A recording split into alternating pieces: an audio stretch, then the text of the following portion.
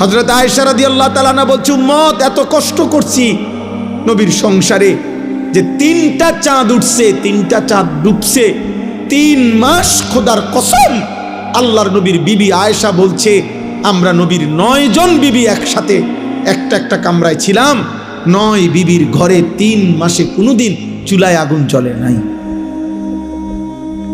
রাআইনা হিলালান সুম্মা হিলালান সুম্মা হিলালান মা আওকাদাত ফি আবিয়াতে রাসূলিল্লাহ নারুন। 3 চাঁদ 3 মাস। আম্মা জান আয়েশা বলে, একদিনও কোন বিবির ফি আবিয়াত বহু বছর, মানে কোন বিবির ঘরে চুলায় আগুন চলে, রান্না করা কোনো খাবার খাইতে পারে না। এ আমার সেই নবী, যে নবী তায়েফের ময়দানে এত রক্ত ঝরিয়েছেন, রক্তে তার পবিত্র পা মোবারক জুতার সাথে লাইগা।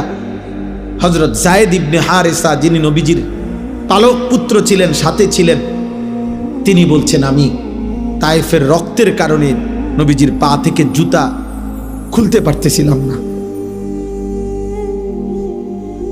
নবীর সবচেয়ে বড় অন্যতম দুশমন উতবা, মক্কার কুরাইশ কাফের, নবীজির বিরোধিতাকারীদের মধ্যে অন্যতম যারা ছিল, আবু জাহেল, আবু লাহাব, উতবা। এই উতবা সর্দার, সেই সর্বপ্রথম তায়েফ থেকে রক্তাক্ত শরীর নিয়ে নবীজি যখন ফিরে আসছিলেন, পথিমধ্যে সর্বপ্রথম নবীজির রক্তাক্ত দেহ যেই কাফের মক্কার দেখছে, সে হলো এই উতবা।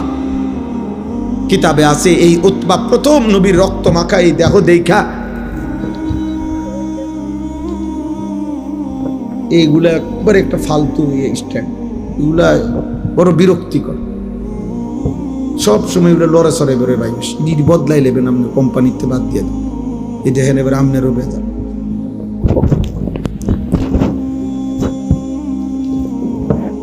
থাকে না, ঠিক থাকে কম।